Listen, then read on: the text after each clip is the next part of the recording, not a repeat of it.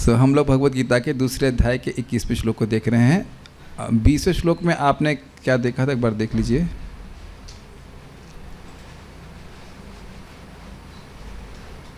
न जायते म्रियते वा कदाचिन् नायं भूत्वा भविता वा न भूयः अजो नित्यः शाश्वतोऽयं पुराणो न हन्यते हन्यमाने शरीरे। तो शरीर के जो 6 धर्म हैं, जन्म लेना, जन्म लेने के बाद होना, अस्थि, उसके बाद वर्धति बढ़ना, परिणाम विकार उसमें होना, अपक्षय नीचे क्षय होना और मृत्यु। तो ये विनाश, ये सब 6 विकार आत्मा में नहीं होते। अब इस बात को समझो कि जब आत्मा नष्ट नहीं होती है तो समझो, शास्त्र की दृष्टि से समझो, ये भगवान कह रहे हैं, तो कौन मारने वाला हो सकता है और कौन मरवाने वाला हो सकता है, कौन सुपारी उठा सकता है और कौन सुपारी उठवा सकता है। सुना सुपारी का मतलब?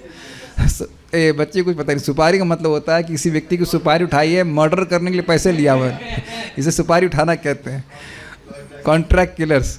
और कुछ लोग कहते हैं कि हाँ भाई हम 20,000 रुपये दे दें तो उसको मर्डर कर देना। तो गीता नहीं सुन करके आया हुआ इसलिए पेमेंट कर रहा है वो उल्लू बना रहा है कि तुमको किसी को मार के आ गए और वो पेमेंट भी ले रहा है इसका। तो गीता के अनुसार उसको पेमेंट नहीं मिलेगा क्योंकि कोई मार ही नहीं सकता है, ठीक है कि नहीं। ये कॉन्ट्रैक्ट किलर्स का बिजनेस बंद हो जाएगा, इसलिए गीता नहीं पढ़ते हो। लेकिन है बहुत रुचिकर, आप टीकाएँ देखिएगा, इतनी सुंदर और इतना सटल हास्य है इसमें। अब देखिएगा, बस हम पढ़ते जाएंगे, आप समझते जाइएगा, मेरे पीछे बोलिए। वेदा विनाशिनं नित्यं, वेदा विनाशिनं नित्यं, य एनम् अजमव्ययम्, य एनम् अजमव्ययम्, कथं स पुरुषः पार्थ, कथं स पुरुषः पार्थ, कं घातयति हन्तिकम्, कं घातयति हन्तिकम्। वेदा विनाशिनं नित्यं य एनम् अजमव्ययम्, वेदा विनाशिनं नित्यं, य एनम् अजमव्ययम्, कथं स पुरुषः पार्थ कं घातयति हन्तिकम्, कथं स पुरुषः पार्थ कं घातयति हन्तिकम्। वेदा विनाशिनं नित्यं य एनम् अजमव्ययम्, वेदा विनाशिनं नित्यं, य एनम् अजमव्ययम्, कथं स पुरुषः पार्थ कं घातयति हन्तिकम्, कथं स पुरुषः पार्थ कं घातयति हन्तिकम्। वेदा विनाशिनं नित्यं, वेदा विनाशिनं नित्यं, य एनम् अजमव्ययम्, य एनम् अजमव्ययम्, कथं स पुरुषः पार्थ, कथं स पुरुषः पार्थ कं घातयति हन्तिकम्, कं घातयति हन्तिकम्। हे पार्थ, जो व्यक्ति ये जानता है कि आत्मा अविनाशी, अजन्मा, शाश्वत तथा अव्यय है, वह भला किसी को कैसे मार सकता है या मरवा सकता है। ध्यान देना हो कि प्रभुपाद जी अपने अनुवाद में आत्मा के 4 गुणों को बोल रहे हैं, अविनाशी, अजन्मा, शाश्वत और अव्यय। टीका में एक और अर्थ लिया गया है जिसमें 3 गुण आत्मा के लिए लिए गए हैं और 1 गुण दृष्टि के ऊपर लिया गया है, ज्ञान के ऊपर लिया गया है। अभी बताऊँगा, समझाऊँगा। पार्थ, हे पार्थ, पार्थ मतलब बुआ जी के लड़के हैं आप, अब हमसे संबंधित हैं, आपको बात समझ में आनी चाहिए, कोई छोटे मोटे व्यक्ति नहीं, भगवान कृष्ण बोल रहे हैं इस बात को। य एनम, जो व्यक्ति, एनम इस आत्मा को, नित्यम शाश्वत, अजम अजन्मा, अव्ययम मतलब अपक्षय शून्य जिसका वय कभी नहीं होता, अविनाशी मतलब जिसका कभी मृत्यु नहीं होती, विनाश नहीं हो सकता।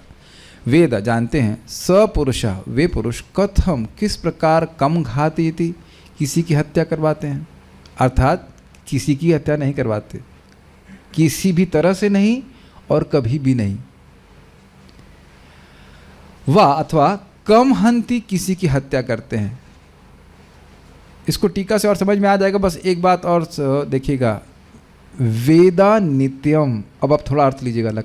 अभी तक देखिए, अविनाशीम, नित्यम, अजम और अव्ययम आपने कैसे सुना, आत्मा के गुण। अब ऐसे देखिए, अजम, अव्ययम और अविनाशी तो आत्मा के गुण हो गए, और ऐसे कहिए वेदा नित्यम, जो ये नित्य ही जानते हैं। समझ में आया? जो हमेशा ये जानते हैं कि आत्मा अविनाशी है, तो वह कैसे किसी को मार सकते हैं। समझ पा रहे हैं? अगर मैं कहूँ कि मैं किसी का मर्डर कर दूंगा, ऐसा कहूँगा नहीं, या सोच भी रहा हूँ, तो उस समय मैं ये नहीं जान रहा हूँ कि आत्मा को नहीं मारा जा सकता। Got it? तो जो व्यक्ति नित्य ही जान रहा है कि आत्मा को नहीं मार सकते, क्यों? क्योंकि आत्मा अविनाशी है, अजम और अव्यय है, ऐसा व्यक्ति कथम सह पुरुषः पार्थ, ऐसा व्यक्ति कम घातयति, किसका घात करवा सकता है, अर्थात वह प्रायोजक कैसे हो सकता है, सुपारी कैसे उठवा सकता है। अगर कहें वो जान रहा है उसको मार ही नहीं सकते। मैं कहूँ कि चीनी को पेट्रोल में घोल दीजिए, कभी बोला है आपने आज तक? कभी सुना है? क्यों नहीं सुना बताइए? क्योंकि घुल ही नहीं सकता है। सही बोला हो ना, पेट्रोल में चीनी कभी नहीं घुल सकती है, पानी में घुल सकती है, लेकिन पेट्रोल में ना कभी घुली है और ना कभी बोला जाता कि घोल दिया जाए इसमें। Do you agree? जब पता है कि वो कार्य हो ही नहीं सकता, तो कार्य करने के लिए प्रायोजक कैसे बनेंगे आप बताइए? फीस्ट के प्रायोजक बन सकते हैं ना, लेकिन अगर उसमें पेट्रोल का जूस हो तो नहीं। कहे प्रभु जी आप 50,000 रुपये ट्रांसफर कर दीजिए, हम पेट्रोल का जूस पिलाएं। अरे तो उल्लू भी नहीं, कहो यार उल्लू बनाओ तो अच्छे से उल्लू बनाओ, ऐसे क्या होता है? कभी पेट्रोल का जूस बनता है क्या बताइए? ये कहें कि हम इस बार एक विशेष जूस राधाष्टमी बनवा रहे हैं, क्या? पत्थर का जूस, पत्थर का जूस। तो आप कहेंगे हम तो भाई, will you be interested to प्रायोजन करने के लिए इसमें पत्थर का जूस? हाँ, पत्थर का जूस तो नहीं बनता है, ऐसा तो संभव नहीं है।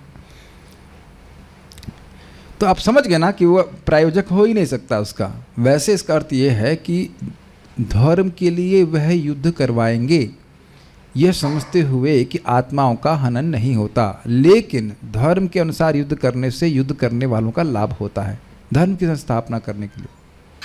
लेकिन इससे उनके ऊपर पाप का दोष नहीं चढ़ेगा, जो कि अर्जुन की प्रॉब्लम थी। हमको पाप लगेगा एक, और दूसरा ये भी था कि आप भी तो हमको प्रेरित करवा रहे हैं, आपको भी इसमें पाप में सनना पड़ेगा। हम सब लोग नहीं करें, हम सब लोग उस पाप में से निवर्तित नहीं हो रहे हैं, प्रवृत्त हो रहे हैं इसमें, तो भगवान को भी सान रहे हैं इसमें कि आप भी प्रयोजित कर रहे हैं, आपको भी पाप लगेगा। इसे पढ़ चुके हैं हम। तो भगवान कहते हैं ना, तुम मुझको ब्लेम नहीं कर सकते। कहते हैं तो दो प्रकार के पुरुष हो गए, एक प्रायोजक की बात कर रहे हैं, घातयति, कौन मरवाएगा उसको, और हंतिकम, उसको मारने वाला भी कोई नहीं हो सकता। ठीक है। श्रीधरी, नित्यम अर्थात वृद्धि शून्य, क्योंकि वह नित्य एक रूप रहता है इसलिए वो बढ़ेगा नहीं। अव्ययम अर्थात अपक्षय शून्य, व्यय मतलब खर्च होना और अव्यय मतलब खर्च नहीं होना, तो आत्मा कभी खर्च नहीं होती या बुढ़ी नहीं होगी, कह लीजिए। अजम और अविनाशी, तो आप समझ गए, अजम मतलब अजन्मा और अविनाशी मतलब उसका मृत्यु से रहित है। इस आत्मा को जो जानता है तो वह पुरुष किसको और किस प्रकार मार सकते हैं। ये एक इंटरेस्टिंग बात है कि आत्मा मान लो क्षय हो रही लेकिन मर नहीं रही तो भी दिक्कत है। तो इसलिए अविनाशी बोल दे रहे हैं कि ये मर भी नहीं सकती। ऐसा नहीं कि वो खत्म होते होते एकदम खत्म हो जाए, नहीं, हो सकता वो टिक जाए, लेकिन नहीं, वह भी नहीं, ना तो वो खम हो रही है और ना वह विनाशी है। किस प्रकार मार सकते हैं? तो इस प्रकार की आत्मा के वध में साधन का अभाव है, तथा स्वयं प्रायोजक होकर अन्यों के द्वारा भी वह कैसे वध करा सकता है। थोड़ा समझने का प्रयास कीजिए। कोई सोचे कि मैं आत्मा को मार दूंगा, तो किसी साधन से आप उसको नहीं मार सकते। इसी को भगवान आगे बोलेंगे, अच्छेद्योयम, अरे तो इसको काट नहीं सकते, तो अरे फूंक देते हैं, नहीं, अदाह्यो अयम, अरे गीला कर देते, घोल देते, तो अक्लेद्य, अरे सुखा तो दे, कहते अशोष्य। समझ में आ रहा है? कोई साधन नहीं है जिसके द्वारा आत्मा का नाश किया जा सके। वो कौन आत्मा है? मेरी आत्मा नहीं, मैं आत्मा, मैं अपनी बात कर रहा हूँ। हम सब लोग अपनी बात कर रहे हैं, नहीं प्रभु शायद अपनी बात कर रहे हैं, हम लोग नहीं, हम सब लोग आत्मा है। This is quite interesting, quite liberating. मैं पहले भी चर्चा कर चुका हूँ कि जितनी बार ये पढ़ते हैं व्यक्ति को सोचना चाहिए कि हम जो जिस भी कार्य में प्रवृत्त हो रहे हैं वो हमारे मेंटेनेंस का साधन नहीं, क्योंकि वस्तुतः हम सभी के शरीरों को मेंटेन करने के लिए कमो बेशी एक ही अमाउंट ऑफ मनी या धन लगेगा। Do you agree with it? जहाँ भी प्रिय माता जी के हरे जय वृंदा माता जी, कितनी रोटी खाते हैं आप? 2। अच्छा, रामकृष्ण प्रभु पहलवान कितनी रोटी खाते हैं आप? 4-5। तो अब अंतर लगा लीजिए, कोई मारवाड़ी यहाँ पे हो कि भाई 2 रोटी खाने में और 4 रोटी खाने में कितना अंतर आ जाएगा। आपकी धोती कुर्ता कितने रुपए का आता है? मुझे लगता है सिंपल वाले ही पहनते हो, 500 600 700 रुपये का, बड़े सस्ते, बहुत कंजूस हैं आप। मेरा भी इतने रुपये का आता,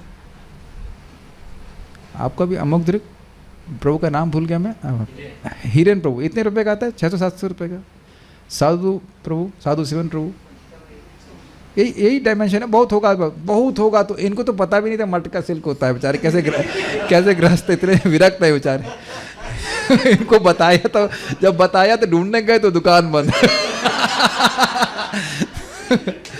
तो ये एक ऐसे इस्कॉन के ड्यूटी है, एकदम विरक्त।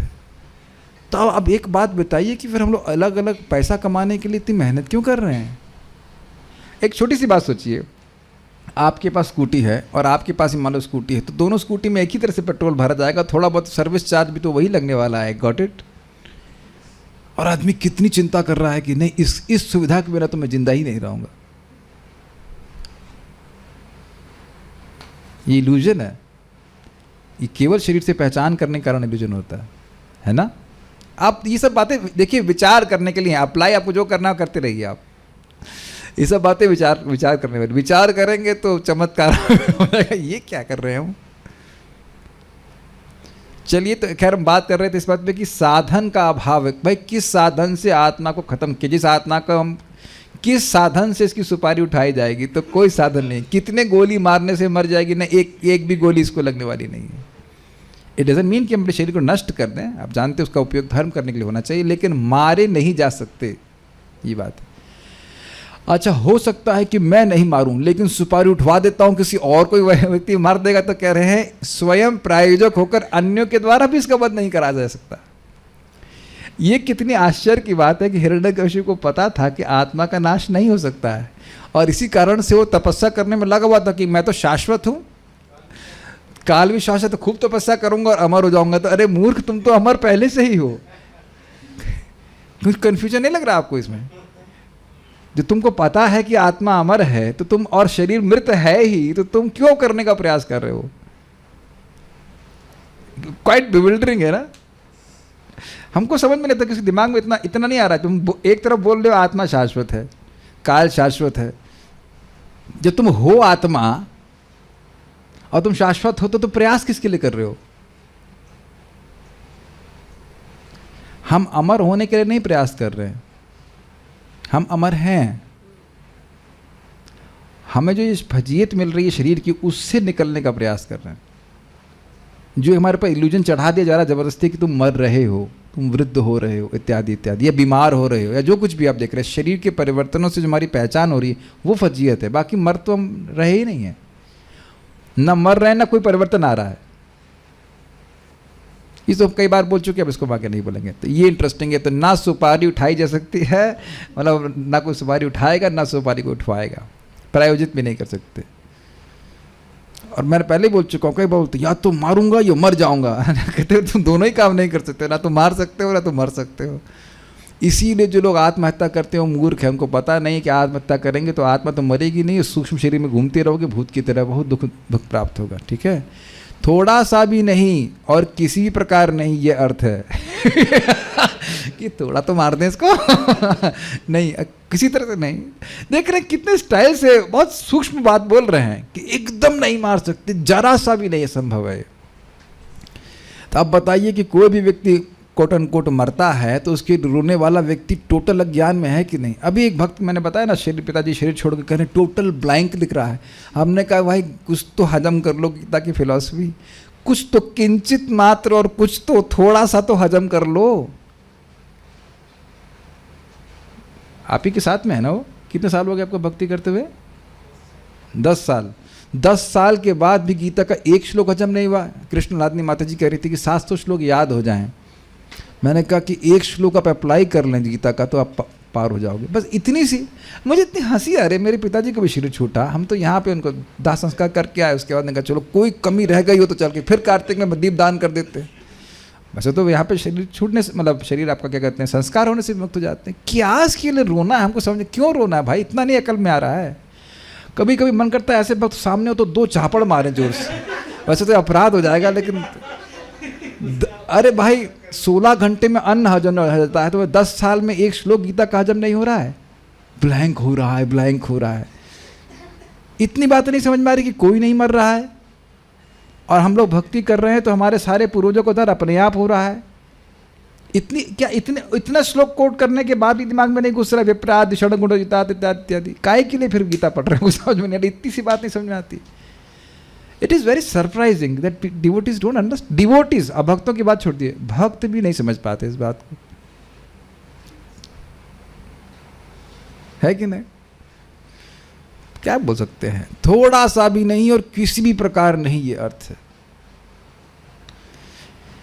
इसके द्वारा मुझ में भी प्रायोजकत्व के कारण तुमको दोष टिट्टी नहीं करनी चाहिए, ऐसा भी भगवान कह रहे हैं। समझ आ रहा है कि भगवान कहें कि तुम कहो कि आप ये युद्ध करवा रहे हैं, इतने लोगों को मरवा रहे हैं। याद आ रहा है आपको शब्द था मधुसूदन जनार्दन, भाई अब आप ही मार दीजिए, लोगों को मारने वाले आप हैं, आपको पाप लगेगा नहीं, आप हमको लगवा रहे हैं, हमको पाप लग जाएगा, हम फंस जाएंगे, है कि नहीं? तो भगवान कहते हैं नहीं, अगर तुम जानते हो कि किसी को कोई मारा ही नहीं जा रहा है तो फिर प्रायोजक कैसे हुआ भाई? क्योंकि आप जानते हैं कि कोई कार्य करने वाला, उसका समर्थन करने वाला, प्रेरणा देने वाले को मृत्यु के बाद बराबर लाभ मिलता है। तो भगवान कहते हैं ना, मेरा कोई चीज़ में नहीं मिलने वाला। वैसे तो भगवान कोई पाप लगने वाला भी नहीं है, लेकिन स्वरूपता भी नहीं लगने वाला। धर्म के लिए जब युद्ध किया जाता है तो कोई पाप नहीं लगता। इधर ओके।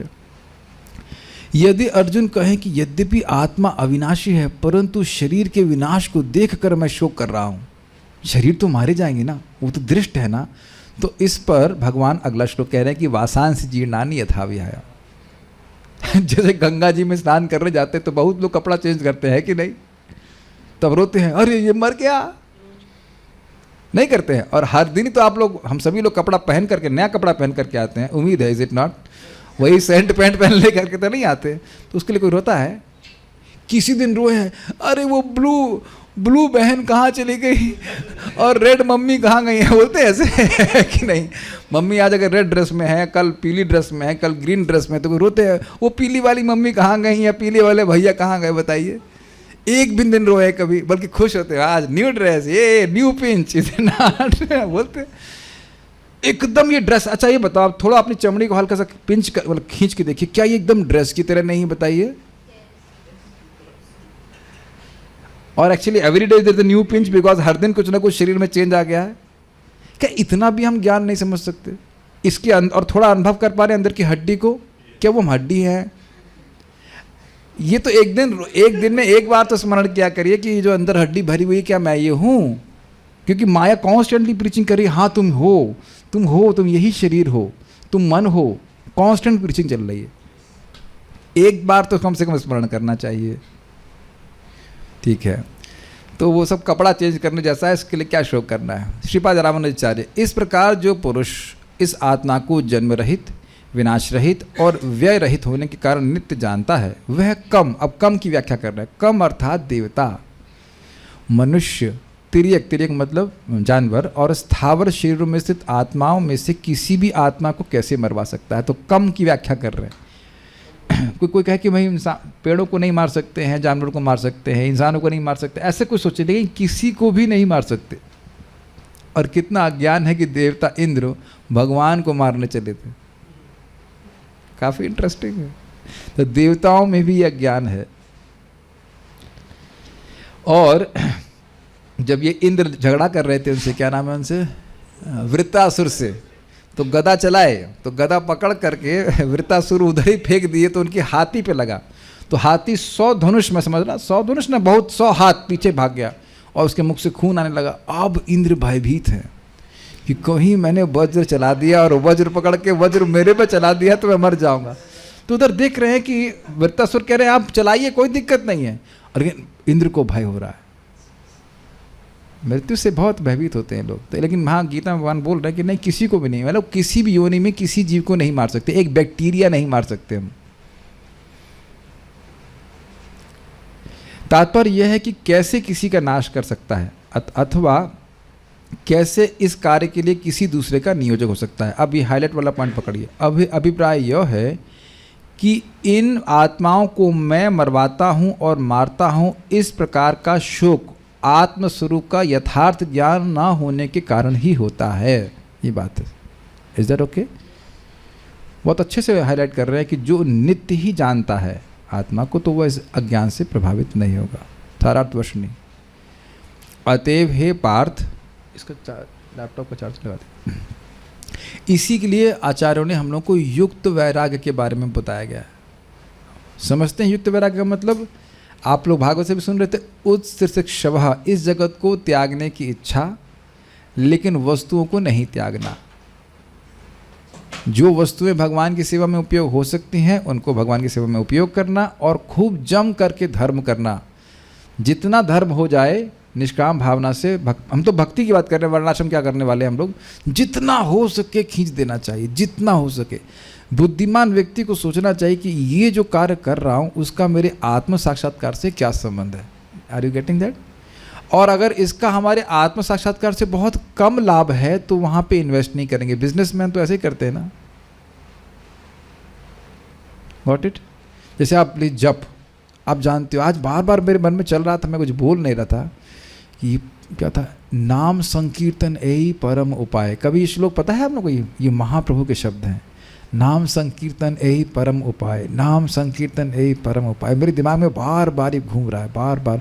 और वही बात भी याद आ रही थी कि बृहद भागवतामृत में उनके गुरु जी गोप कुमार जगन्नाथ जी की सेवा में रहते हैं, फिर भी आके बोलते हैं, एक बार आके बोलते हैं, उस मंत्र को निगलेक्ट नहीं करना, उस मंत्र को निगलेक्ट नहीं करना। This is quite interesting. आप मेरी बात समझ पा रहे हैं? समझ पा रहे हैं? हम लोग आत्मा हैं, आत्मा का साक्षात्कार करना है, और जितनी भक्ति बढ़ती जाएगी, भक्ति देवी अपने आप अविद्या का नाश कर देंगे। ये सारे विज्ञान समझते हैं, तो दिमाग में हम घुसा लेना चाहिए कि कैसे हम लोग अधिक से अधिक अविद्या का नाश करने वाली वस्तुओं का संपर्क करें। Are you able to follow this? भगवान का नाम, भगवद गीता, समझ रहे, भक्तों का संग, 5 महासाधन है। डीटी वर्शिप, मैं अगर व्यक्तिगत बात करूं, मुझे डीटी वर्शिप में उतना रुचि नहीं होती है। भगवान ऐसे रिवील नहीं करते। आज तक कभी ड्रेसिंग नहीं की है ज्वाइन करने के बाद, और कभी आरती भी नहीं की है, ऐसे मंदिर में तो नहीं किए।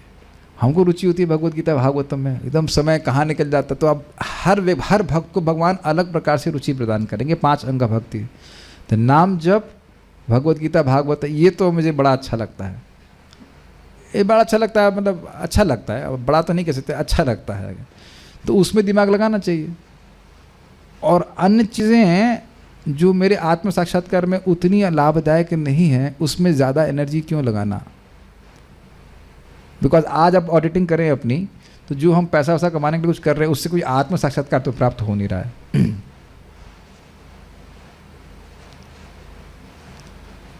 अगर नहीं समझ में आ रहा है तो चलिए अब सारी भक्ति छोड़ दीजिए, अब बताइए कि उस धन कमाने से क्या हो रहा है। Got it? भाई मेरा विचार तो ऐसे चल रहा है, अब आप विचार कर लीजिए आगे कि आप वो सारे कार्यों को जो हम मान रहे हैं कि ये इंपॉर्टेंट हैं, बस भक्ति छोड़ दीजिए, मतलब भक्ति को हमारे जीवन से हटा दीजिए। अब देखिए उन कार्यों से क्या मिल रहा है आपको। वो कार्य भक्ति हैं इसीलिए क्योंकि उधर भक्ति कर रहे हैं। मैं समझा पा रहा हूँ मैं क्या कह रहा हूँ? सो इट ऑल डिपेंड्स कि इस जीवन में हम कितना इन्वेस्ट करना चाहते हैं। We can chant more than 16 also, we can read for hours also, hours. और मुझे पता है कि लोग नहीं पढ़ेंगे, इसलिए यहाँ आवर बनाता रहता हूँ मैं। हाँ, ये आइडिया कौन दिया आपको? I was just reflecting on this point.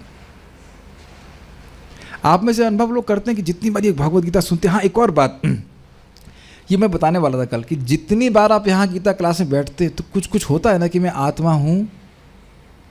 तो अभी देख रहे हैं कि शब्दों का कुछ प्रभाव होता है, एटलीस्ट कुछ समय के लिए शोक मोह नष्ट होता है कि मैं आत्मा हूँ।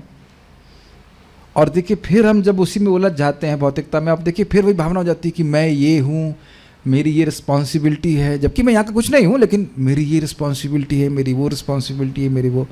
ये देख पा रहे हैं शब्दों का प्रभाव। और इससे पहले कि आपकी रिस्पॉन्सिबिलिटी समाप्त हो, ये शरीर समाप्त हो जाता है। आपने देखा, आपने उदाहरण, बेटी है, बेटे की शादी रह गई, बेटे की शादी रह गई, देख ही नहीं पाए। अब भगवान ने कहा कि अब हम नेक्स्ट, चलिए नेक्स्ट। हम लोग 2 केस तो देख ही चुके हैं। 15 मिनट में एक माता जी का शरीर छूट गया, अभी उनकी 2 बेटे की शादी रह गई थी। भगवान इतना भी नहीं देखी, 2 बेटे की शादी तो हो जाने देते।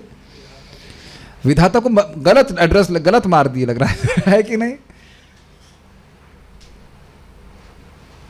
कितना इंटरेस्टिंग है ना ये। सारार्थ वर्षनी। अतएव हे पार्थ, इस प्रकार ज्ञान होने से युद्ध करने पर भी तुम दोषी नहीं होगे और मैं भी युद्ध की प्रेरणा देने के कारण दोषी नहीं होगा। किस अतएव मतलब पिछले श्लोक से ले लीजिएगा कि आत्मा के कोई न हन्यते हन्य माने शरीर है, क्योंकि शरीर का हनन होने से आत्मा का हनन नहीं होता है, इसलिए ना तुम मारने वाले होगे और ना मैं तुम प्रेरित करने के कारण प्रायोजक होगा, इसलिए युद्ध करिए, कोई दिक्कत नहीं है। इसलिए इसके लिए ही यहाँ वेद इत्यादि शब्द कहे जा रहे हैं, मतलब समझो इस बात को। नित्यम शब्द यहाँ क्रिया विशेषण है। क्रिया विशेषण मतलब एडवर्ब। कौन सी क्रिया का? जानने की क्रिया का, मारने की क्रिया नहीं जानने की क्रिया। पहले तो मैं भ्रमित होगा ये क्या कहना चाहते हैं। वेदा विनाशिनम नित्यम, जो आत्मा को नित्य ही अविनाशी जानता है, ये अर्थ ले रहे हैं। Are you able to follow? जैसे मैंने समझाया ना कि जैसे ही मैं सोच रहा हूं कि किसी को मारूंगा, जान से खत्म कर दूंगा, कौन कर देगा? मैं उसको जान से मार डालूंगा। तो उस समय हमारा ज्ञान चालू हो गया, हम सोच रहे हैं कि आत्मा को मार सकते। किसको मार डालोगे? शरीर को मार डालोगे। तो शरीर तो पहले से मरा हुआ है और आत्मा को आपने देखा नहीं, तो किसको मार डालोगे? किसी भी मर्डर को ऐसे बोल दो तो कंफ्यूज हो जाएगा कहीं व्हाट। हाँ, ये तो टेररिस्ट को जरूर ज्ञान देना चाहिए कि तुम किसको मार लो। पता 50 आदमी को मार दिया, उसको मार दिया, तो किसको मार दिया तुमने? आपको पता है कि नहीं पता, लेकिन लखनऊ में एक ज़माने में एक कच्छा बनियान गैंग होता था, बहुत अरे हंसी के लिए नहीं, बहुत डेंजरस था, बहुत क्रूर भी थे। तो उनके पुरुषों की शादी तभी होती थी जब 5-6 मर्डर कर दें वो।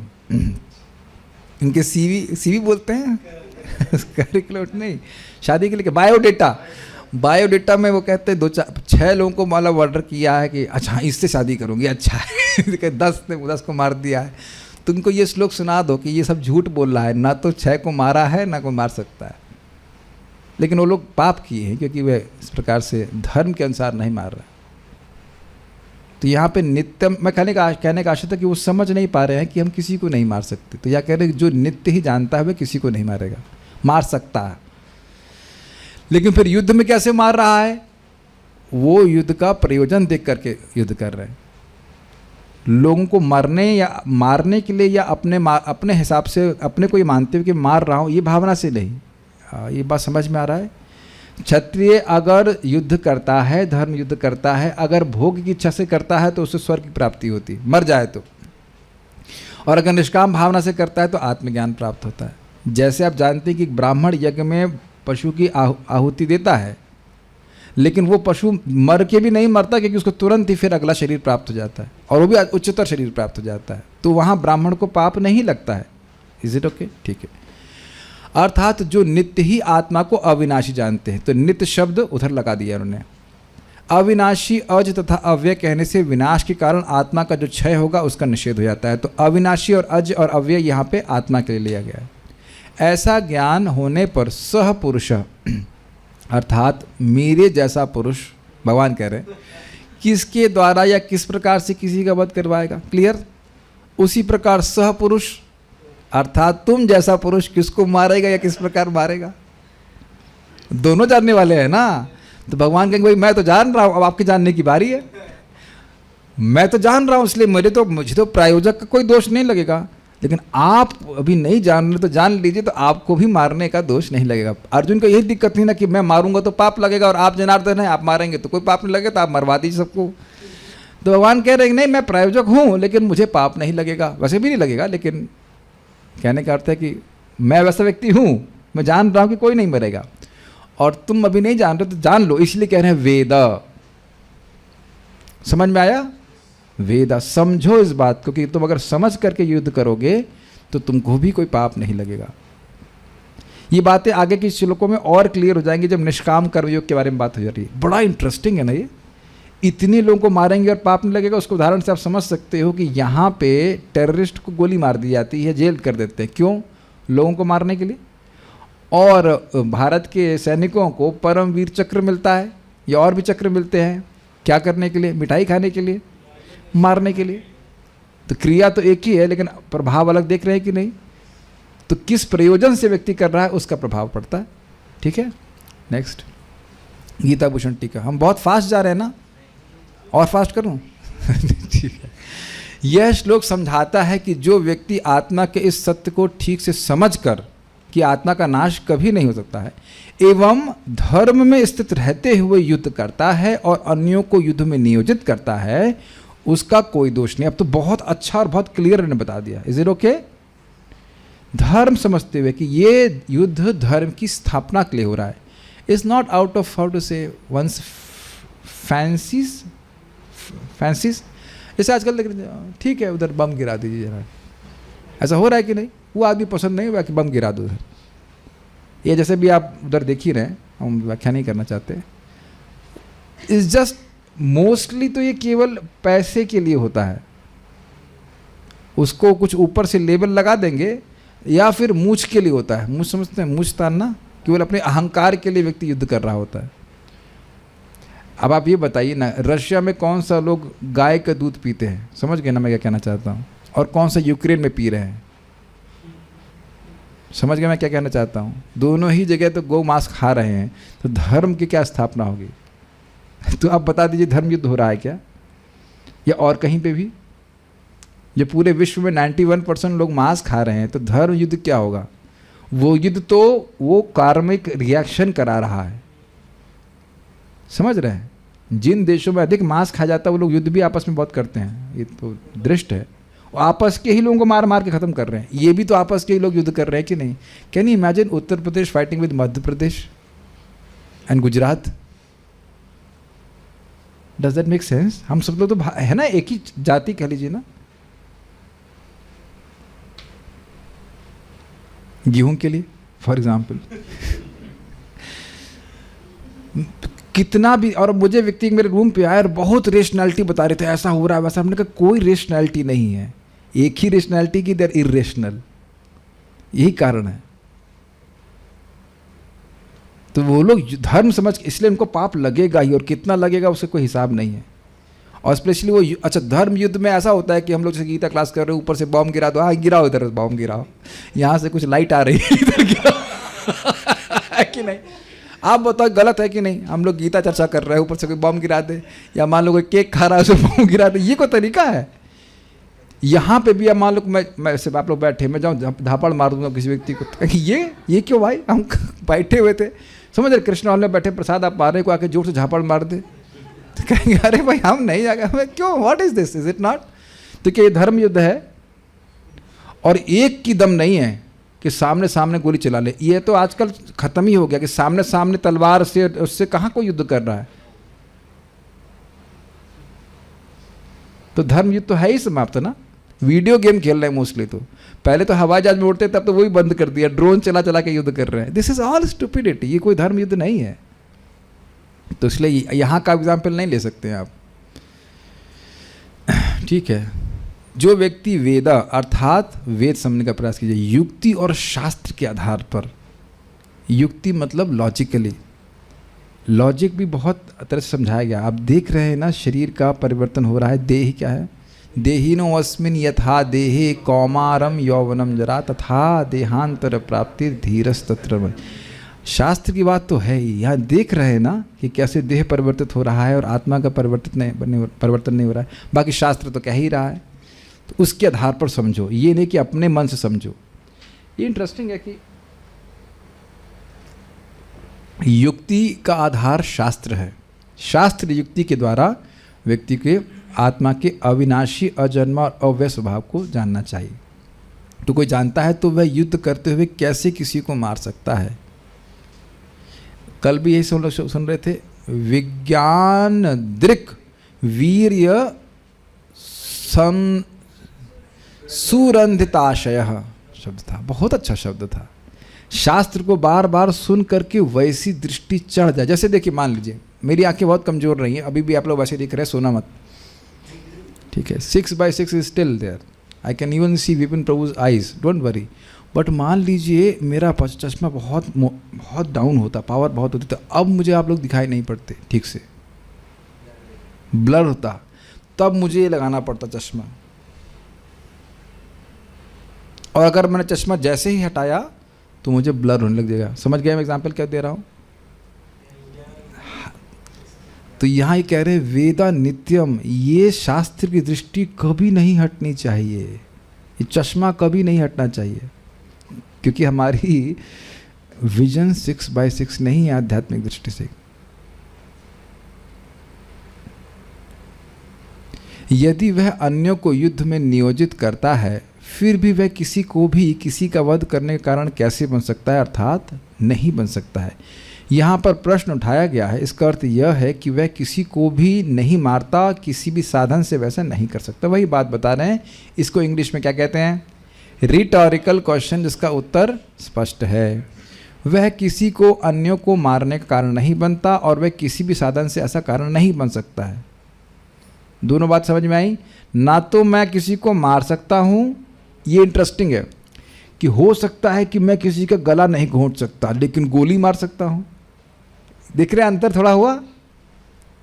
वह किसी को भी नहीं मारता, तो हो सकता है अपने हाथ से मार दे तो उसका निषेध किया जा रहा है, लेकिन हो सकता हो कि किसी अस्त्र से मार दें, तो कहते हैं किसी भी साधन से वैसा नहीं कर सकता। थोड़ा अंतर कर रहे हैं भाई। आप देख सकते हो कि मान लीजिए कोई व्यक्ति कमजोर है तो फाइटिंग करके किसी पहलवान को नहीं मार सकता, लेकिन गोली से मार सकता है। तो कहते हैं नहीं, किसी तरह से, ना तुम अपने हाथों से मार सकते हो, ना कोई और साधन करके कि तुम जहर दे दो या किसी तरह से नहीं मार सकते। ये ज्ञान दुर्योधन को भगवान ने क्यों नहीं दिया, समझ नहीं आता। बेवकूफ़, कोई बात समझ में नहीं आई थी उसको, तो बस खाली मरते हुए समझ में आया। अश्वत्थामा को बोल रहा है कि इस जगत में ऐसी कोई वस्तु नहीं जो मैं भोगा नहीं हूँ। ऐसा कोई वस्तु, बहुत सारी सुंदर स्त्रियों को भोगा हूँ, बहुत खाना खाया हूँ, बहुत सुंदर सुंदर, लेकिन हाँ लेकिन मैं संतुष्ट नहीं हुआ। ये अकल उसको जब उसकी टांगें टूट गई तब समझ में आई। पहले समझ लेता तो अच्छा रहता ना। वह किसी को भी अन्यों को मारने का कारण नहीं बनता और वह किसी भी साधन से ऐसा कारण नहीं बन सकता। ये समझ में आ गया? कोई कहे अरेंजमेंट करे, अच्छा भाई ये IED से तो मरेंगे नहीं, इम्प्रोवाइज्ड एक्सप्लोसिव डिवाइस, तो ठीक है न्यूक्लियर बम फोड़ दो। कहते नहीं, उससे भी नहीं हो सकता। जैसे अमेरिका के कुछ लोग प्रायोजक बने थे ना लिटिल बॉय को जापान में फोड़ने के लिए, तो कहते ना लिटिल बॉय ना फैट मैन कुछ भी आत्मा को नष्ट नहीं कर सकता है। नित्यम शब्द को यहाँ पर वेद पद के साथ क्रिया के विशेषण के रूप में उपयोग किया गया है, अर्थात जो इस प्रकार से नित्य ही अर्थात सदा ही जानता है वह। ये समझ में आ गया तात्पर्य प्रभुपाद जी का। प्रत्येक वस्तु की समुचित उपयोगिता होती है और जो ज्ञानी होता है वह जानता है कि किसी वस्तु का कहाँ और कैसे प्रयोग किया जाए। इसी प्रकार हिंसा की भी अपनी उपयोगिता है और उसका उपयोग इसे जानने वाले पर निर्भर करता है। जैसे आप जानते हो स्कैल्पल भी बहुत धार चाकू है, लेकिन उसका पेमेंट करते हैं कि चलाइए चक्कू हमारी छाती पे या हमारे वटर अंग के ऊपर, पेमेंट करते ना। और जितना अच्छा डॉक्टर होगा वो और पैसे लेगा। कोई 20,000 में कहेगा हम 20,000 में चला देंगे, नहीं ये वाला तो उतना एक्सपर्ट नहीं लग रहा है, हम 50,000 रुपये दे करके ऑपरेशन करवाएंगे। तो यही मतलब है ना कि अधिक पैसा दे करके बढ़िया से चक्कू चल जाए। यही ट्रांसलेट करेंगे ना उसको। यार क्या आदमी है, तो चक्कू चलाने के लिए 50,000 रुपये, हमको तो चक्कू हम चला देंगे, लेकिन आप नहीं। उस हिंसा का उपयोग होता है और जानते हैं बहुत खून भी निकलता है ऑपरेशन में, है ना, लेकिन उससे उस व्यक्ति की जान बचती है, तो वहाँ उसको बुरा नहीं माना जाता है। यद्यपि हत्या करने वाले व्यक्ति को न्याय संहिता के अनुसार प्राणदंड दिया जाता है, किंतु न्यायाधीश को दोषी नहीं ठहराया जा सकता। कितना सुंदर एग्जाम्पल प्रभुपाद देना है, क्योंकि वह न्याय संहिता के अनुसार ही दूसरे व्यक्ति पर हिंसा किए जाने का आदेश देता है। इस जगत में भी देखा जाता है कि वह व्यक्ति उसको उस मारने वाले का प्रायोजक है। यहाँ देखो कितना इंटरेस्टिंग बात है। एक व्यक्ति है जिसने मर्डर किया, सुपारी उठाई, और एक व्यक्ति ने सुपारी उठवाई। सुपारी समझ गए? तो अगर उस मर्डर की तफ्तीश की जाएगी तो दोनों को पकड़ा जाएगा। Good, simple.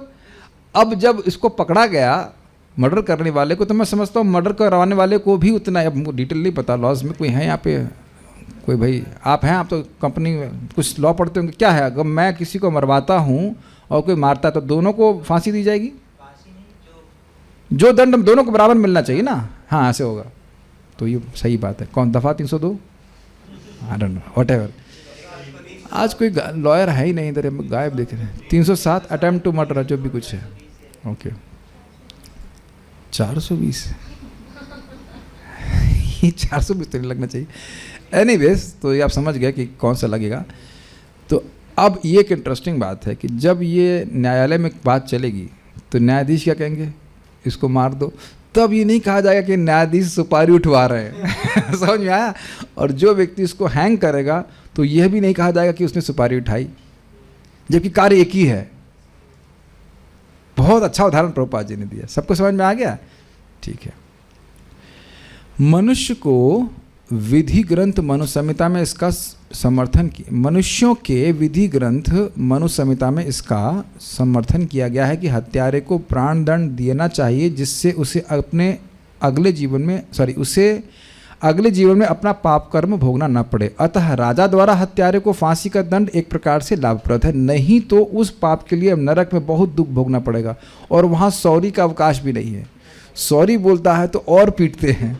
सॉरी बोल रहा है तू ठीक है। इसी प्रकार जब कृष्ण युद्ध करने का आदेश देते हैं तो ये समझना चाहिए कि यह हिंसा परम न्याय के लिए है, और इस तरह अर्जुन को इस आदेश का पालन यह समझकर करना चाहिए कि कृष्ण के लिए किया गया युद्ध हिंसा नहीं है, क्योंकि मनुष्य या दूसरे शब्दों में आत्मा को मारा नहीं जा सकता। आप जो भी काम भगवान के लिए कर रहे हैं उसमें कोई दोष नहीं होता है। कभी कभी लोग बड़ा प्रचारकों को भी निरुत्साह करते हैं, तो आप तो प्रसिद्ध होने के लिए प्रचार कर रहे हैं। मैंने कहा भाई एक चीज़ बताइए, यहाँ पे जगत में लोग दूसरों को ब्लास्फीम करने के लिए नहीं बोलते हैं। जो कोई भी व्यक्ति बड़ा प्रसिद्ध होता है उसको गाली देने के लिए लोग वेबसाइट खोल लेते हैं, तो वो स्वयं प्रसिद्ध होते हैं कि नहीं? और उसको तो आप लोग बड़े चाव से पढ़ते हैं। हाँ देखो उस प्रसिद्ध व्यक्ति के बारे में ये बोल रहा है। अब भगवान से बड़ा प्रसिद्ध कोई व्यक्ति है नहीं और उनका गुणगान करेंगे तो आप प्रसिद्ध नहीं हो जाएंगे? तो क्या दिक्कत है? Can you avoid that? मान लीजिए कोई व्यक्ति भी मोदी साहब का निंदा करना शुरू कर दे, तो मान लीजिए हाँ ये व्यक्ति मोदी साहब की निंदा कर रहा है, कैन यू अवॉइड दैट? तो कृष्ण से बड़ा यशस्वी तो कोई है नहीं, उनका यश आप गाएंगे और भगवान गाने के लिए बोल रहे हैं, इज इट नॉट? तो हम पब्लिक ओपिनियन की बात करें या हम भगवान को संतुष्ट करने का प्रयास करें? Doesn't make sense. मुझे कितनी बार इस प्रकार से बोला गया है कि हमको प्रचार करते हैं तो यश मिलेगा, लाभ मिलेगा, सम्मान मिलेगा। ये वो मिले या ना मिले, भगवान का आशीर्वाद मिलेगा, ये समझना चाहिए। कभी कभी लोग कहते हैं जो व्यक्ति लेक्चर दे रहा है ना वो नम्र नहीं है, ये जो लेक्चर नहीं दे रहे वो सब नम्र हैं। हाँ that's a good philosophy. Gita के कौन श्लोक में बताया ये? कथयन्तश्च माम नित्या बोल रहे हैं ना। कई बार ऐसे लोग बोलते हैं कि ये प्रभु जी बड़े नम्र हैं, क्यों कभी प्रवचन नहीं देते, और जो प्रवचन देने वाले हैं वो सब अहंकार से युक्त हैं। तो भगवान भी तो अहंकार से युक्त है ना। और सुखदेव गोस्वामी तो सबसे बड़े अहंकारी हैं, 18,000 श्लोक बोलती हो। नहीं करना है प्रचार तो कम से कम आप निरुत्साह तो मत करो किसी को। जब आप भक्ति कर रहे हैं तो कृष्ण आपको उपहार में कितनी सारी रियलाइजेशन देंगे। Why will you not like to share them? और एक बात समझिए, जितना आप शेयर करेंगे आप महसूस करते भी होंगे। अगर प्रचार करें यू फील नरिश्ड, आप महसूस करते हैं, चाहे एक को करिए चाहे दो को करिए, immediately Krishna is happy and you feel enthused. और आप जहाँ सोच लें मैं तो यही मैं तो बैठ जाता हूँ नीचे कछुए की तरह, भगवान बोले कुर्मु अंगानी में सर्वशा कि नहीं, कछुए की तरह सारे अंगों को अंदर ढक के रख लें तो पता लगा जितनी भक्ति करते वही बंद हो जाती, वो भी उत्साह समाप्त हो जाता है। Is it not? We should have that kshatriya spirit all the we act as brahminical. ब्राह्मणों को जैसे बोलने ऐसे बड़ा सुंदर है, क्षत्रिय को आहूत ना निवर्ते था, युद्ध करने के लिए आहूत किया जाए तो उसे वापस लौटना नहीं चाहिए। ऐसे ब्राह्मण को भगवान के बारे में बोलने का मौका मिला तो बड़ा उत्साह है, वाह this is very good opportunity, I can please Krishna in that way. ये कि मैं तो तृणादपि सुनीचा, ये नहीं अर्थ है यहाँ पे तृणादपि सुनीचा। कीर्तनिया सदा हरि बोला जा रहा है, ये नहीं कि बस नम्र होकर बैठ गए आप कछुए की तरह अंदर, नहीं, कीर्तनिया, वी शुड ग्लोरीफाई कृष्णा। तो समझते हुए व्यक्ति करता है तो उसमें बंधन नहीं लगता। अरे बोलते हैं मेरे मुख पे, प्रचार करने से तेज कम हो जाता है। हमने कहा हम तो उल्टा सुने हैं, पढ़ने पढ़ाने से, गीता अध्ययन करने से तेज बढ़ता है, वो उनका कर्म हमको लिखता है। और एक भक्त तो मेरे रूम पे आके बोले हैं, मैं नाम नहीं बोल रहा हूँ, शिक्षा गुरु भी आप है ना तो आपको कर्म लेना पड़ेगा। तो हमने कहा अगर मैं किसी को बोल रहा हूँ प्रसाद खाने के लिए तो मुझे कर्म लगेगा उसका? भगवान तो कह रहे हैं उसका कर्म नष्ट हो जाएगा तो वो कर्म नष्ट होकर मेरे पास आ जाएगा। और ये भक्त 32 साल से कृष्ण भावना में है, मैं नाम नहीं रख सकता हूं, फिर चुप। आप किसी को बताइए कि नाम जप करो, शिक्षा दे रहे हैं कि नहीं आप, तो उसका कर्म नष्ट हो जाएगा और आपका कर्म बढ़ जाएगा। ये कौन सा लॉजिक है? तब कर्म लगता है जब मैं धन ले लूं और शिक्षा ना दूं। Does that make sense? जब मैंने बताया कि आप जप करो, अब वो जप नहीं कर रहा तो थोड़ा ना उसका कर्म मेरे को लग जाएगा। सिंपल सी इक्वेशंस है ना। 32 years and we hear this philosophy। मैं इसमें मेरा तो बहुत खून खौल जाता है। हमने कहा ये सब देख रहे हैं ना, वो निरुत्साह करने वाली बात हो जाती। तो फिर तो सारे शिक्षा गुरुओं का पता नहीं हो जाना चाहिए। ये कहाँ लिखा है प्रभुपाद ग्रंथों में? 32 years and this philosophy। डर लगेगा ना फिर आपको शिक्षा देने से? मैं ऐसे बोल दूं कि शिक्षा गुरु हो जाएंगे तो आपको कर्म लगेगा उनका।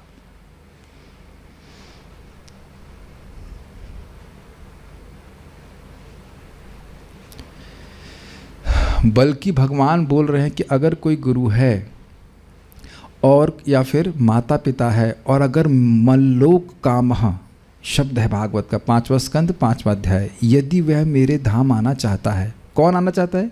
गुरु जी, माता पिता, देवता, राजा। तो भगवान कह रहे हैं तो उनको वैसे ही शिक्षा देनी चाहिए जैसे मैं आपको दे रहा हूँ कि आप लोग भजन करो। ऋषभदेव अपने बच्चों को बोल रहे हैं ना, मुझे बहुत अच्छा लगता है।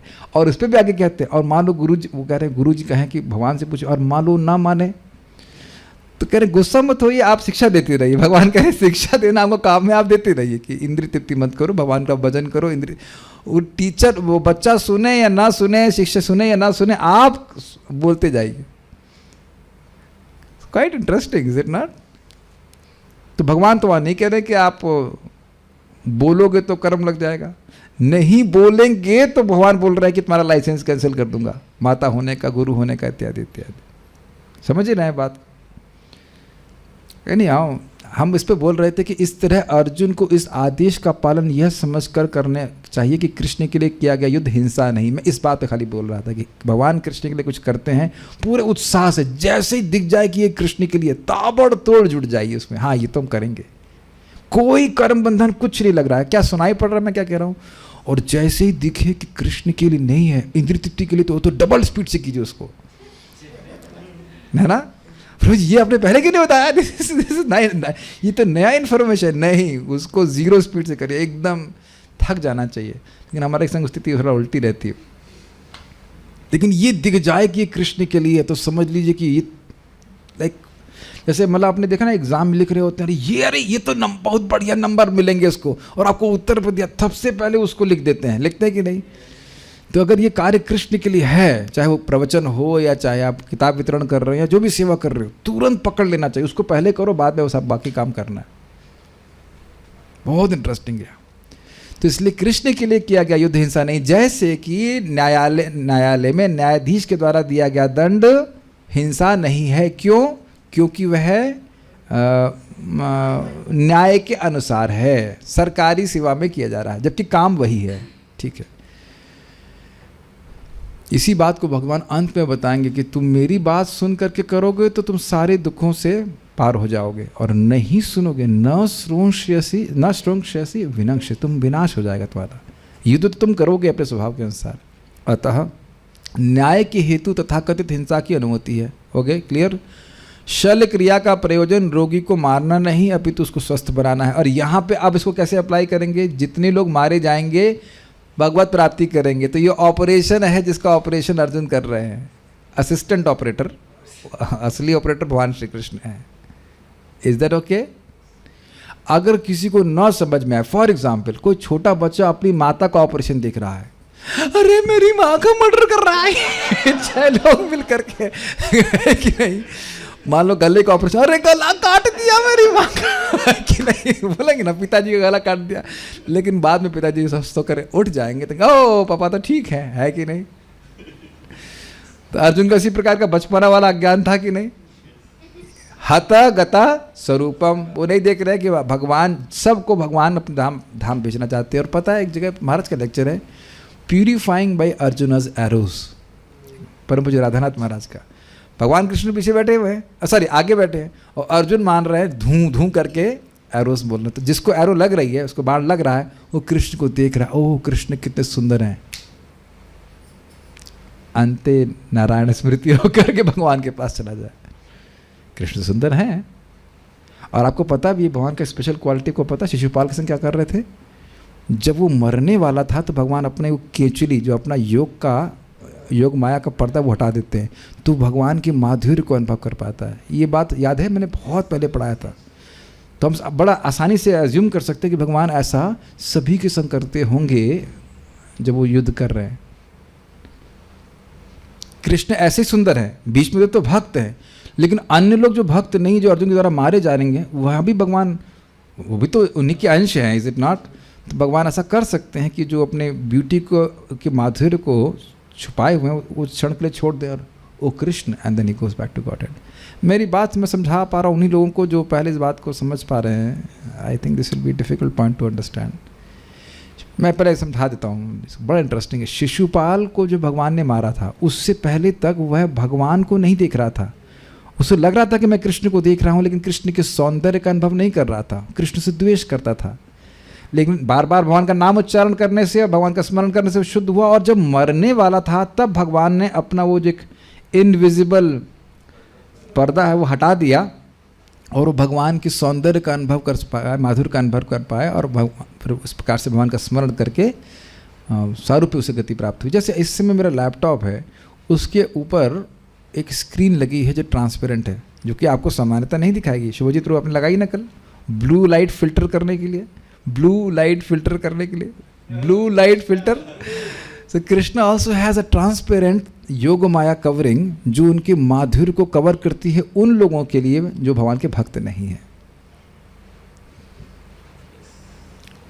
तो हम एज्यूम कर सकते हैं कि ऐसा ही किया कि सभी लोगों को स्वरूप की प्राप्ति हुई। अतः कृष्ण के आदेश पर अर्जुन द्वारा किया गया जाने वाला युद्ध पूरे ज्ञान के साथ हो रहा है, उससे पाप फल की संभावना नहीं है। और इसको आप यहाँ पे अपने जीवन में कैसे ट्रांसलेट करेंगे? आप भी पालक या बैगन कुछ भी तोड़ के भगवान को अर्पित करते हैं, उसमें कोई पाप नहीं लगता है। लेकिन अगर कोई व्यक्ति केवल ऐसे खाता है तो उसे पाप लग जाता है। कुछ प्रश्न किसी भक्त का है तो मैं देख लेता हूँ। Does that mean as I am coming in if I need a room to stay I can contact. ये क्या प्रश्न हुआ? कौन से युद्ध धर्म के युद्ध होते हैं? कौन से युद्ध धर्म के युद्ध होते हैं? ओनली द वंस इन वैदिक टाइम और इज देयर अ क्राइटेरिया? देखिए सिंपल सी बात है, धर्म की संस्थापना करने के लिए किए जाने वाला युद्ध धर्म युद्ध कहा जाता है। सिंपल सी बात है। अब आजकल तो कोई भी सरकार धर्म नहीं पालन कर रही है, तो क्या धर्म युद्ध है कहना मुश्किल है। बस ये वैसे मान सकते हैं कि भारत सरकार हम प्रोटेक्शन कर रही है, तो क्योंकि कुछ लोग तो यहाँ भी धर्म कर ही रहे हैं ना। अब पूरा कुछ तो हिंदू हैं ही और भक्त भी हैं, तो हम लोग शांति से भजन कर पा रहे हैं क्योंकि ये लोग रक्षा कर रहे हैं। तो कुछ सेंस में धर्म है। आप बाकी भारत के बाहर चले जाएंगे तो वहाँ तो धर्म का अलग ही स्वरूप है, जैसे कह अधर्म का स्वरूप ही जैसे कहा जाए। तो इस ज़माने में क्या कह सकते हैं? और जिस तरह से युद्ध किया जा रहा है वो तो धर्म युद्ध है ही नहीं। ठीक है, okay, so will stop here. Ask questions now. Questions बहुत इजी हैं, घबराइए मत उसके लिए। भगवद गीता 2.21 श्रीधरी वेदा विनाशिनम नित्यम या एनम अजम अव्ययम कहने से क्या तात्पर्य है नहीं है? तात्पर्य है। ओके, कृष्ण लादनी माता जी बताइए। वेदा मतलब जो जानते हैं, जो कि आत्मा जो है अविनाशी है, नित्य मतलब वृद्धि रहित है, वृद्धि शून्य है। एनम मतलब यह आत्मा, और अव्यय मतलब अव्यय है। अपक्षय शून्य, ठीक है। अजम मतलब जन्मा है। तो वो किसी को कैसे मार सकता है और किसी को कैसे मरवा सकता है? भगवान किस कारण अर्जुन को दोष दृष्टि नहीं करने के लिए कह रहे हैं? ये बड़ा इंटरेस्टिंग पॉइंट था इस टीका का। रेवती माता जी बताइए। Yes, give the mic to her. ये समझ पाए थे पॉइंट? बड़ा इंटरेस्टिंग पॉइंट था ये। हाँ हाँ प्रभु जी, यहाँ कहा जा रहा है कि आत्मा जब अजन्मा है, अविनाशी है, किसी भी तरह से आत्मा का नाश नहीं किया जा सकता है, तो फिर यदि मैं प्रायोजक भी हूँ, मैं अगर आप ऐसा सोच रहे हैं कि आप मार रहे हैं और मुझे आप प्रायोजक सोच रहे हैं कि मैं मरवा रहा हूँ, पर वो स्वभाव से ही अजन्मा या अविनाशी है, तो फिर कैसे? हमें दोष मत देखिए कि हम मरवा रहे हैं। जैसे आप प्रैक्टिकल देखिए, प्रभुपाद ने कितना सुंदर उदाहरण दिया कि आप कभी भी जज में दोष नहीं देखते, बल्कि आप एक बात सोचो कि कोई टेररिस्ट है और जज उसको प्राण दंड न दे, तब आप क्या बोलेंगे? ये तो गलत कर रहा है, जरूर पैसा खा लिया इसने। आजकल क्या रूल है हमको पता नहीं, यही सब रूल है। प्राण दंड खत्म कर दिया कि चालू कर दिया? ऑलमोस्ट खत्म कर दिया है, लेकिन चाइना में ऐसा नहीं है, बहुत जगह नहीं ऐसा। तो वहाँ पे अगर जज नहीं देगा प्राण दंड, अमेरिका में शायद खत्म कर दिया ना, आई नहीं हूँ वट एवर, तो वहाँ नहीं देगा तो दोष माना जाएगा। तो वो प्रायोजक है ना दंड का, मृत्यु दंड का, लेकिन कोई दोष नहीं मानते। ठीक है। श्रीपाद रामानुजाचार्य, कम का अर्थ क्या है एवं इससे क्या समझ तात्पर्य है? सुरभि माता जी, कम को बताइए, कम समझ में आया? हाँ बोलिए।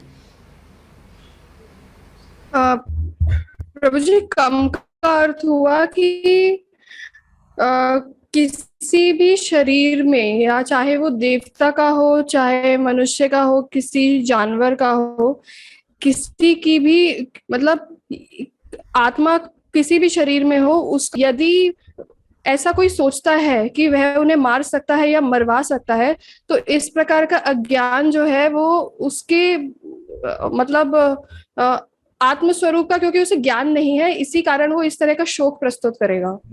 इंटरेस्टिंग है।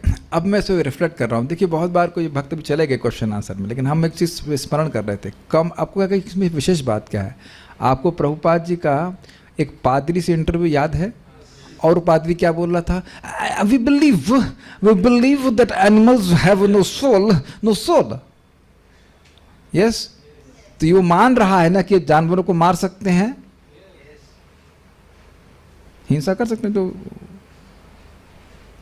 तो ऐसा कम, देखिए कितना, किसी भी योनि में आप आत्मा को नहीं मार सकते।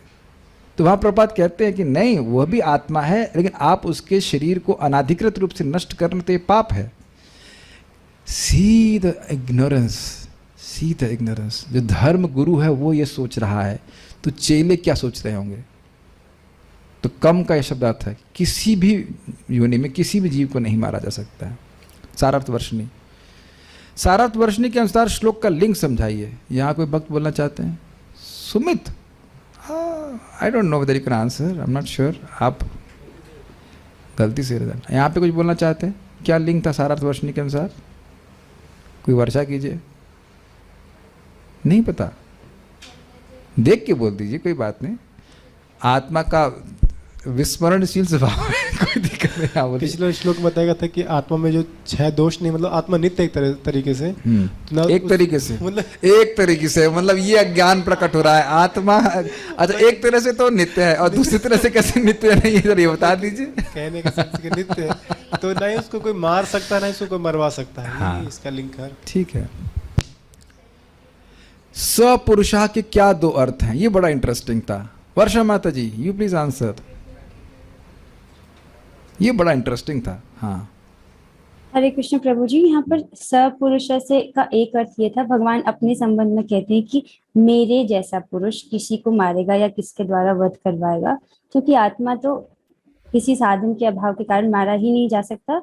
और उसी प्रकार दूसरे अर्थ में वो कह रहे थे, अर्जुन जब तुम ये बात समझ जाओगे तो तुम्हारे जैसा पुरुष या किसी के द्वारा कैसे मारा जाएगा या किसी को कैसे मरवा सकता है। नहीं, आपने सही बोला, लेकिन बहुत सारे एडिशन कर दीजिए इसमें।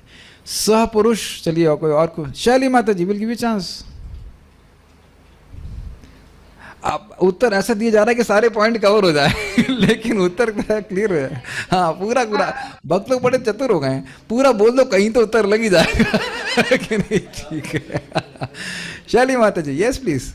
सह पुरुष, भगवान वही अपने लिए कह रहे हैं कि मेरे जैसा पुरुष कैसे किसी से युद्ध करवाएगा, और तुम अर्जुन के लिए कह रहे हैं कि तुम्हारे जैसा पुरुष, सह पुरुष कैसे किसी का अंत करेगा, बंद करेगा। तो खातेती और हंती, ये 2 प्रकार के गौतम। क्या हुआ? ठीक है। एक बहुत इंटरेस्टिंग है कि देखिए, यह भी तो हो सकता है कि हमारे परिवार में किसी का कोई व्यक्ति मर्डर कर दे, हुआ भी हो सकता है और हो भी सकता है, या एक्सीडेंट में कोई व्यक्ति किसी को, and we can bear the grudge all life. Think about it. संभावना तो है ही ना। एक प्रश्न इन्होंने नहीं किया है, नित्यम शब्द का अर्थ सारार्थ वर्षणी के अनुसार समझाइए। नित्यम शब्द का प्रयोग किस लिए किया गया यहाँ पे बताइए कोई भक्त। जय वृंदा माता जी पूछते हैं, ये बहुत प्रश्न कर रही हैं, अब इनको प्रश्न कर देते हैं। चीटिंग करते हो धर्म सभा में, चीटिंग, कोई प्रॉम्प्टिंग नहीं। बताइए। नित्यम शब्द का यूज यहाँ पे विशेषण के रूप पे किया गया किसके विशेषण? वेदा विनाशिनम नित्यम। खिचड़ी बना दी आपने। वेदा विनाशिम नहीं, वेदा मतलब जो जानता है, जानो, वेद मतलब जानो। तो ये क्रिया विशेषण है, क्रिया विशेषण है। क्रिया विशेषण। नित्य वेद जो जानता है, जानो, नित्य जानो, ऐसे कह लीजिए, नित्य जो जानना, ठीक है। हाँ, क्रियापद यहाँ पे वेद है, जानना, ठीक है, ओके। बाकी 3 गुण सारार्थ वर्षणी के अनुसार से आत्मा के, अविनाशी, अजम और अव्यय, ठीक है। गीता भूषण टीका। कौन युद्ध करने एवं अन्यों को युद्ध में नियोजित करने के लिए दोषी नहीं माना जाता? आज साधना माता जी कहाँ गई हैं? बीमार है क्या? क्या वो आत्मा नष्ट हो गई? She is not here. Oh, not well. हाँ, oh, okay. Radha Sharma mata ji want to answer, okay please. And then next question is going to Anish prabhu. जो व्यक्ति आत्मा के सत्य को ठीक से जानता है और धर्म में स्थित रहते हुए तो दोषी नहीं मानता। आपकी आवाज ठीक नहीं आ रही, वाईफाई आपका सही नहीं है। उत्तर आपका बिल्कुल परफेक्ट है, मैं समझ गया। जो व्यक्ति आत्मा के इस सत्य को ठीक से समझता है और धर्म में स्थित रहते हुए युद्ध करता है, वह दोषी नहीं मानता। ये बहुत क्लियर। अब ये बात हम लोग ध्यान नहीं दिए, देखिए डिस्कशन में। हाँ भाई, आत्मा को नहीं मार सकते, चलो उनको गोली मार दो। अरे भाई, तब तो गड़बड़ हो जाएगा। क्यों गोली मार दें? आप समझ पा रहे हैं, आत्मा को नहीं मारा जा सकता और शरीर मृत है, तो तुम क्यों डिस्टर्ब करना चाहते हो बिना कारण? Are you hearing that? बहुत ध्यान से सुनिएगा। आत्मा का हनन नहीं किया जा सकता, तो तुम क्यों मारना चाहते हो फालतू में? क्यों डिस्टर्ब करना चाहते हो फालतू में? कुछ सुनाई पड़ रहा है? सुनाई पड़ रहा है ना?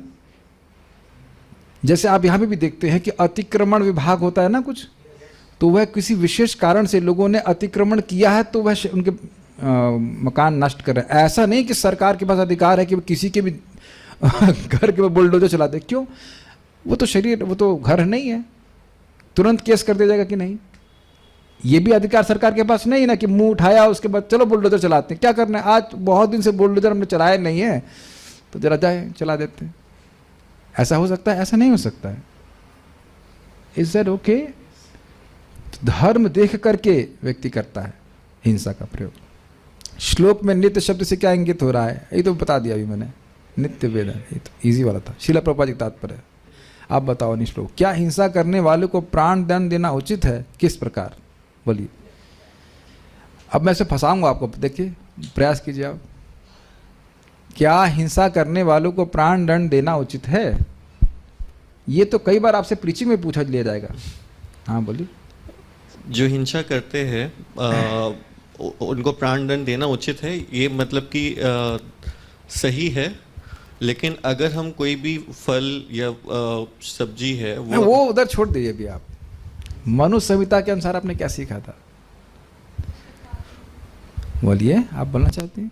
यस, ये बहुत इंटरेस्टिंग है कि मान लो कोई व्यक्ति किसी को जबरदस्ती मार देता है, तो उसको राजा मैंने हिंट दे दिया। बोलिए आप, चलिए। हाँ। अगर कोई व्यक्ति किसी और को मार देता है तो राजा उसको अगर दंड देता है तो ये अच्छा है, क्योंकि मनु संहिता में बताया गया कि उस व्यक्ति को फिर आगे अपना पाप कर्म नहीं भोगने पड़ेंगे। हाँ, अब एग्जाम्पल आप समझ सकते हैं कि मान लो शल्य क्रिया है और किसी व्यक्ति को कैंसर है, तो वो कैंसर को एक प्रकार का एक अंग बन जाता है शरीर का, उसे काट के फेंक दिया जाता है ताकि आगे उसकी मृत्यु नहीं हो, आगे बहुत बड़ा कष्ट नहीं आए।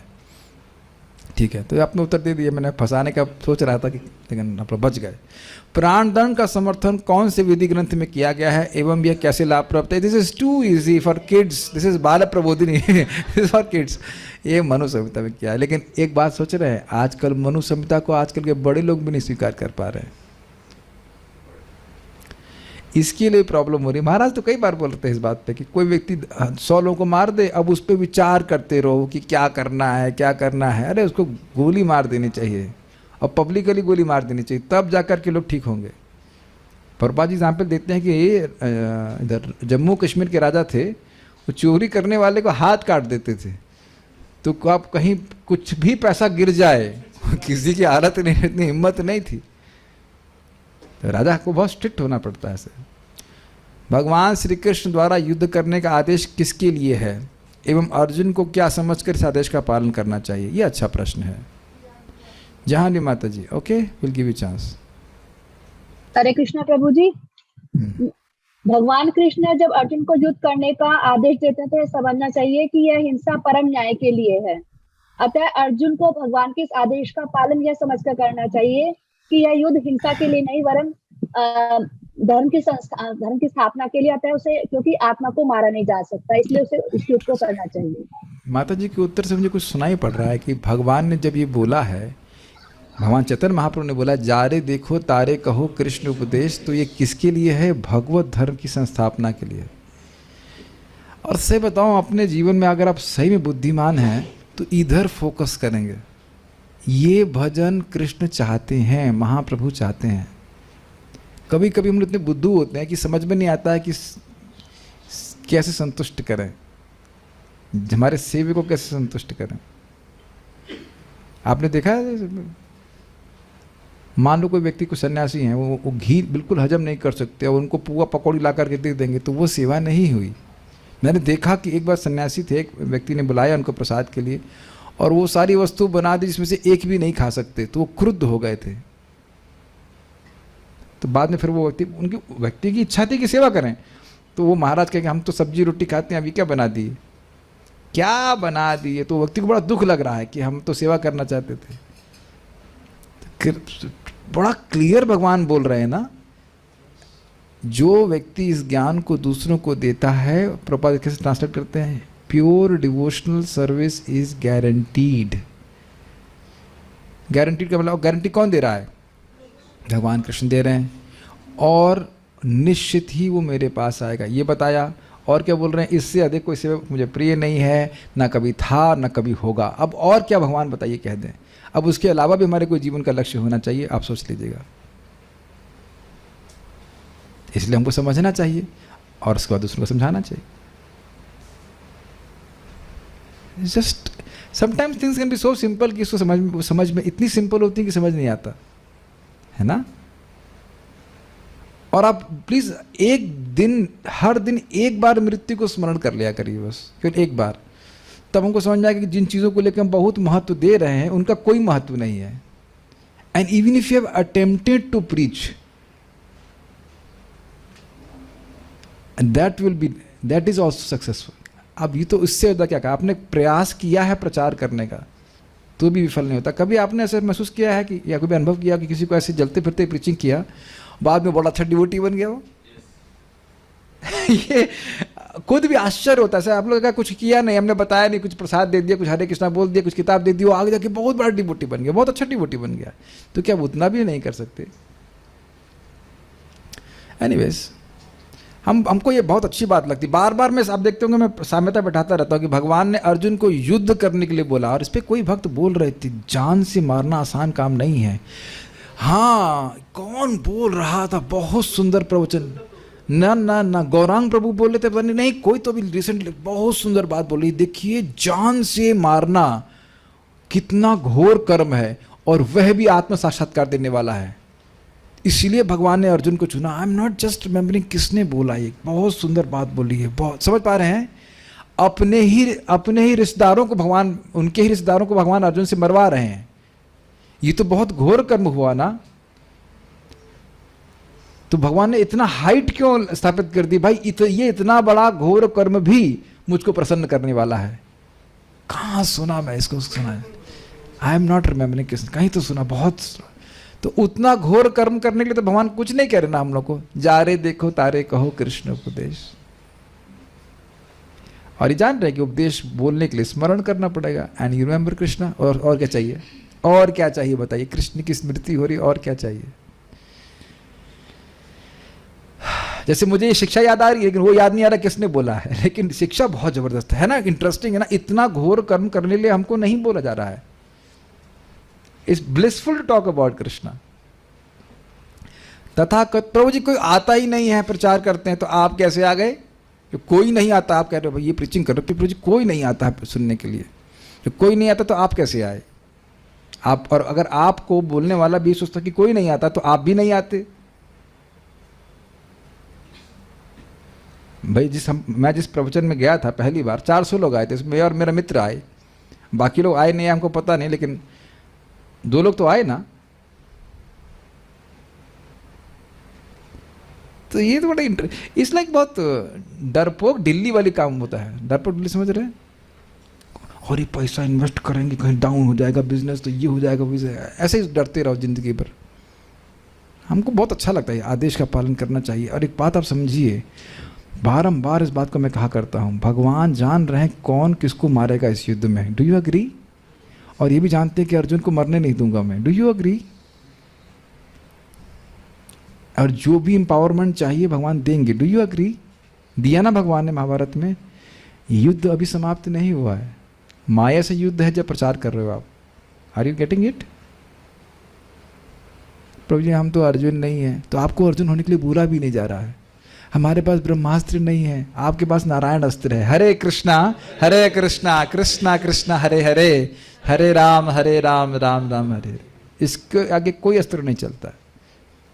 पता नहीं आप लोग से रिफ्लेक्ट करते हैं कि नहीं। मैं तो आज मॉर्निंग वॉक कर रहा था, मैं सूर्य को देख रहा था और मैं देख रहा था झलक मार के, हमने कहा वाह कितना तेज है इसमें, और ये तेज भगवान से आ रहा है। कभी आप सोचते हो ऐसा? और वो तेजस्वी भगवान अपने सारे तेज को नाम में रख दिए हैं। तब मैं बहुत रिफ्लेक्ट कर रहा था कि बस कुछ मिस्टेक कर रहा हूँ जिस कारण से मुझे नाम की पूरी कृपा में नहीं मिल रही। वो 10 अपराध में से कौन सा अपराध कर रहा हूँ उससे मुझे बचने का प्रयास करना, अदरवाइज पूरी कृपा खोल दिया। और सोचिए अगर आप खोल दिए तो आप सूर्य से भी अधिक तेजस्वी हो जाएंगे। सूर्य उनका चेला है, ध्यान दीजिएगा। जिनका चेला सूर्य है वो नाम प्रभु हैं। I was very inspired by this. ध्यान दीजिएगा, नाम की 2 सेवाएं हैं। मैं प्रभुपाद जी के वाक्य बोल रहा हूँ। 2 सेवाएं हैं। जब व्यक्ति मुक्त होता है तो समझता है कि जैसे वह कृष्ण का नित्य दास है, ऐसे वह भगवान के नाम का नित्य दास है। और इस भावना में वह निरपराधिक जप करता है स्वयं और दूसरों को नाम देने का प्रयास करता है। तब उसको ये अनुभूति दी जाती है कि नाम भगवान से अभिन्न है। नाम के संबंध में 2 सेवाएं कभी मत भूलिएगा, खुद नाम उच्चारण करना और दूसरों को हेल्प करना नाम उच्चारण करने के लिए। Then Krishna will give you और bless you with realisation that person is elevated to the understanding that the name is not different from Krishna. मध्य लीला में कहीं पे 20 समथिंग कुछ है, 20 अध्याय में कहीं था। बहुत अच्छा हमको तात्पर्य प्रभुपाद जी का लगता है। कभी मत भूलिएगा, chant Hare Krishna and spread Hare Krishna. हमें और कुछ युद्ध नहीं करना है। और बीच में भूख लगे तो प्रसाद। तथा कथित हिंसा की अनुमति क्यों दी गई है एवं प्रभुपाद से समझाने के लिए क्या दृष्टांत देना है, इस पर कोई कुछ बताना चाहते हैं? वर्षा माता जी एक उत्तर देंगे। ओ Prana Rupa mata ji, okay, no problem. Varsha mata ji go ahead, mata ji will answer next one. Yes. Nyaya, prabhu जी, न्याय के लिए और धर्म के लिए तथाकथित हिंसा की अनुमति दी गई है। और दृष्टांत प्रभु जी ने काफी प्रैक्टिकल दिया था सर्जरी का, कि ये शल्य क्रिया का जो प्रयोजन होता है, इसमें चाकू वाकू से पेट वेट फाड़ा जाता है, लेकिन ये चाकू तो ठीक है, और वाकू क्या होता है मुझे पता नहीं। ओके, चाकू नहीं, स्कैल्पेल। हाँ, एनीवेज ठीक है। हाँ, अब कोई डॉक्टर सुनेगा तो अपराध दे लेगा। ठीक है, हाँ बोलिए। अरे हो गया, उत्तर तो पूरा कीजिए आप। चाकू वाकू फिर हाँ क्या? हाँ बोलिए। तो उससे उस व्यक्ति का जिसका ऑपरेशन हो रहा है उसका पेट फाड़ा जाता है, लेकिन ये उस व्यक्ति के भले के लिए है। उसी प्रकार यहाँ पर हिंसा हो रही है कुरुक्षेत्र में, तो जितने भी लोग इसमें मारे जाते हैं उन सभी को मुक्ति, भगवान का धाम मिलता है, सद्गति प्राप्त होती है। हाँ तो नहीं, सही बोल रही हैं, मुक्ति प्राप्त। को संदेह हो रहा है माता जी को, संदेह हो रहा है शायद गलत बोल गई, मुक्ति प्राप्त होगी कि नहीं होगी। नहीं, प्राप्त होती ही है। वैसे भी पुण्य क्षेत्र में शरीर छोड़ने से मुक्त हो जाता है। प्रस्तुत श्लोक से क्या बोध मिलता है? Okay, Shaili mata ji and will finish out. Very very, हाँ बोलिए, क्या बोध मिला? ओ सॉरी, अनम्यूट कीजिए अपने आप को। हाँ,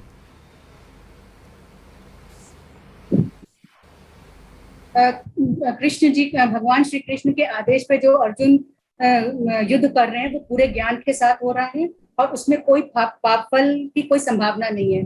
और यह भी कि भगवान श्री कृष्ण के लिए जो भी हम कर्म करते हैं वो मतलब उसमें बहुत भगवान की प्राप्ति होती है, भगवान को खुशी देते हैं। यस, बहुत बड़ी शिक्षा प्राप्त करें कि भगवान के लिए किया जाने वाला कर्म में कभी बंधन नहीं लगता, तुरंत जंप कर जाना चाहिए कि हाँ इसको तो जरूर करेंगे। ठीक है, okay, so will stop here and have पारायण नाउ। आज तो हमारा चांस है ना, ये today is our day. 1 second, stop this.